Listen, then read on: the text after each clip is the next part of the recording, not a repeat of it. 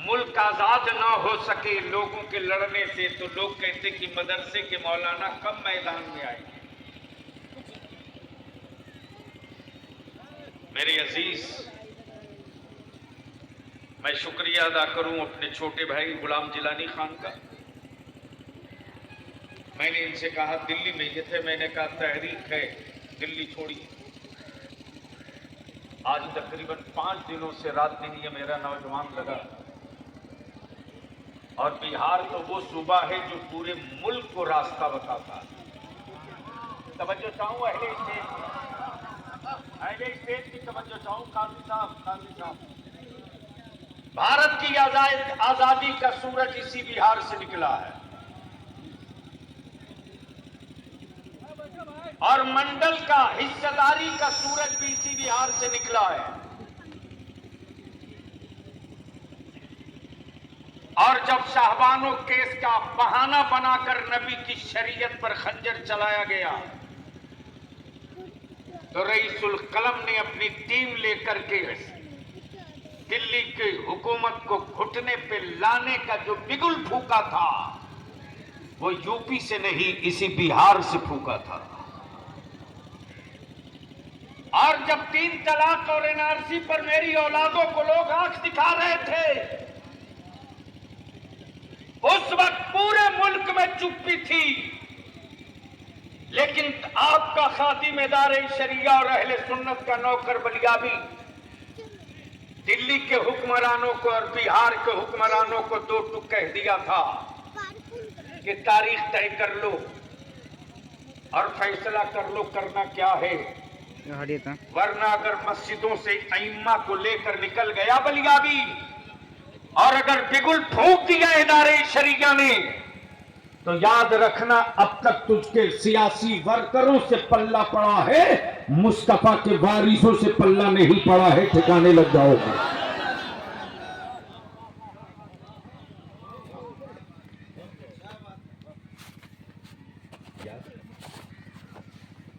हजरत, आप सुन चुके हैं,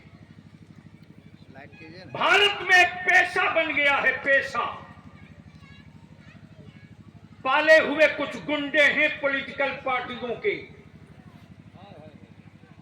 और जब सियासी पार्टियों की बात आई तो बलियाबी 2 टूक कहता सुन लो। और मैं अपने उलमा को भी भरोसा दिलाता हूं, अगर आपका बलियाबी पार्लियामेंट गया तो आपसे वोट की अपील नहीं किया था, एमएलसी बना तो आपसे वोट के लिए भीख नहीं मांगा था। हाँ, जुनूने जिद के साथ मैंने मसलक का झंडा उठाया तो मेरे ताजुश शरिया ने अताओं का दस्ते करम रख दिया।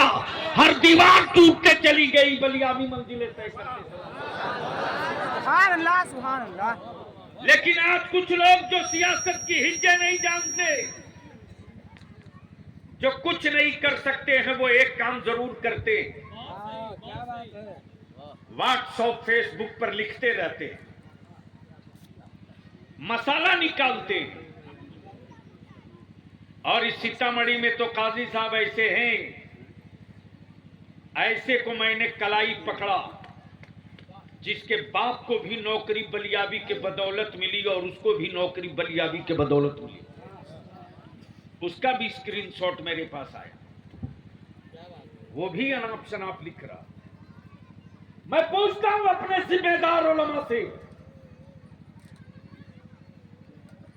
एनआरसी के इशू पर सुप्रीम कोर्ट में कौन है इस वक्त, बता दो हमको।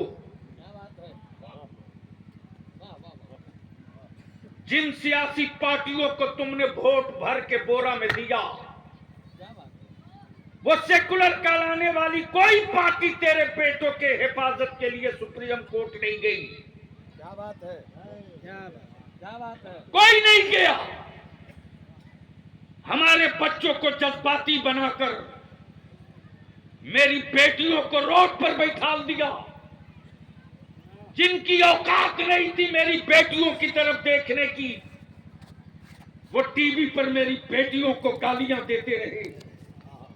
मैं चीखते रहा, आप होश में रहो, आप सुकून से रहो।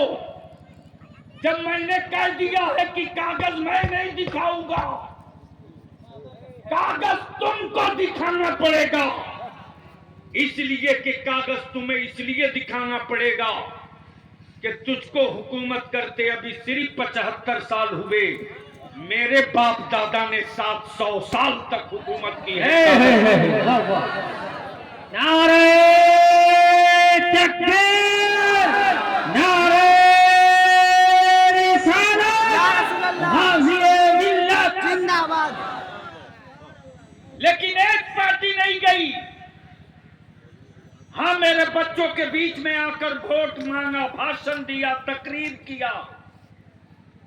उन दिनों कलेजा फटता था अल्लामा सैफुल्लाह अलीमी साहब के इस भीड़ में काश कोई अब्दुल्ला को लीडर मान लेता मुसलमान, क्या बात है, काश किसी अब्दुल रहमान को लीडर मान लेता मुसलमान, क्या बात है, काश किसी अब्दुल शकूर अब्दुल गफूर को लीडर मान लेता मुसलमान। उसी दिन बलियाबी ने आहद कर लिया कि अगर कोई अपने पागल बेटे के लिए किसी से हाथ मिला सकता है तो बलियाबी भी अपने बच्चों के मुस्तकबिल के लिए किसी से हाथ मिला।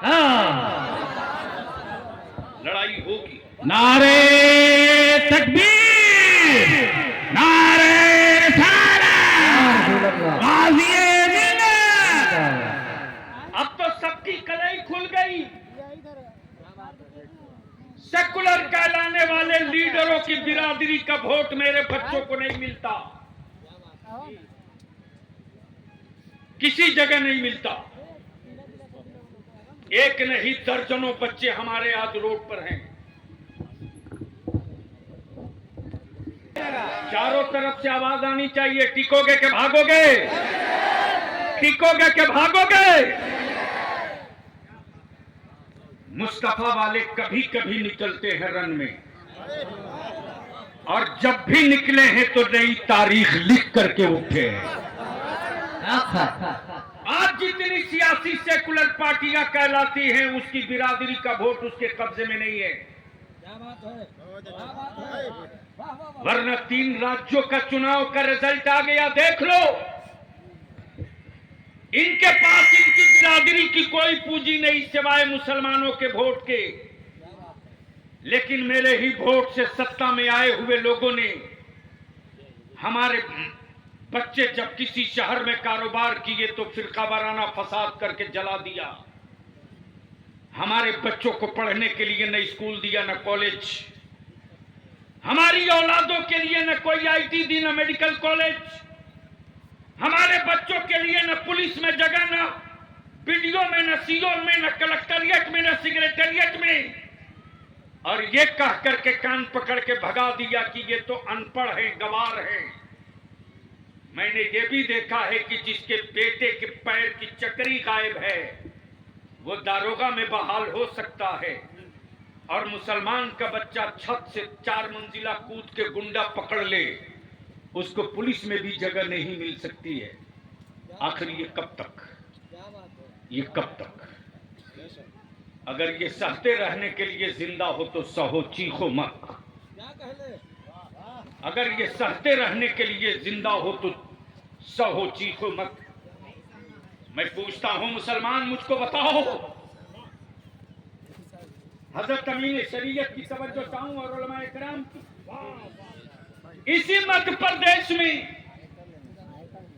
एक आदिवासी भाई के बेटे के मुंह पर किसी समाज दुश्मन ने पेशाब कर दिया। ए बेटे प्लीज बैठ जाओ, तुम्हारे लिए हम लोग मर रहे हैं। एक आदिवासी भाई के बेटे के मुंह पर किसी मुल्क दुश्मन ने पेशाब कर दिया। बोलो, पूरा भारत खड़ा हो गया था कि नहीं हो गया? अरे बोलो, खड़ा हो गया कि नहीं? हर सेकुलर पार्टी का लीडर बोलने लगा ये गलत हो रहा, ये गलत हो रहा। लेकिन इसी अहमदाबाद से मुंबई जाते ट्रेन में हमारे बच्चों को वर्दी पहनकर कोई गुंडा टोपी दाढ़ी देकर मारते रहा। सेकुलर कहलाने वाली किसी पार्टी के एक लीडर का एक लफ्ज बयान नहीं आया। हमारे बच्चों की मॉब लिंचिंग होते रही, किसी एक लीडर का बयान नहीं आया। यही तक नहीं जनाब, मेरी बेटियों का हिजाब और निकाब नोचा गया। किसी एक ने नहीं कहा कि इसको बंद करो। यहीं तक नहीं, बल्कि इससे आगे की भी बातें। मेरे अजीज, ये सारे मुद्दे हैं जो चैन से सोने नहीं देते। और अब तो क्लियर हो गया, किसी भी सेकुलर पार्टी के लीडर के पास आदिवासी भाई के बेटों के मुस्तकबिल की फिक्र है, अति पिछड़ा भाइयों के बेटों की फिक्र है, दलित भाइयों के बेटों की बात हो रही है, लेकिन कोई भी सियासी सेकुलर पार्टी मुसलमानों के बेटों के मुस्तकबिल की बात नहीं कर रहा। इसलिए नहीं कर रहा कि इसको तो सियासी एतबार से विकलांग बना दिया। ये जाएगा कहां? बलियाबी कहता याद रखना, जब सारे दरवाजे बंद कर दिए जाते हैं तो जितने कादरी हैं वो गौसे आजम की दहलीज से अपने मुस्तकबिल के दरवाजे की कुंजी ढूंढ कर निकाल लिया करते हैं। ये हुनर रईसुल कलम ने सिखाया। सुभान अल्लाह। नारे तकबीर, नारे रिसालत, तहरीके दारे शरिया। आप हमें बताओ कोई एक तंजीम, एक संगठन बता दो। मैं अपने उलमा से बड़ी जिम्मेदारी से अर्ज कर रहा हूं, सुनिए। हमारे बच्चों ने हमारे आलिमों की कहां तौहीन बेइज्जती की। इतनी अकीदत और इतनी मोहब्बत करने वाली मजहबी एतबार से दूसरे किसी मजहब की कौम नहीं हो सकती। ऐसा नहीं करो बेटा। अरे उसको क्या पता, बैठ जा बेटा, जल्दी कर, बस 7 मिनट का और टाइम बचा। जो लोग वहां दीवार से सट कर खड़े हैं,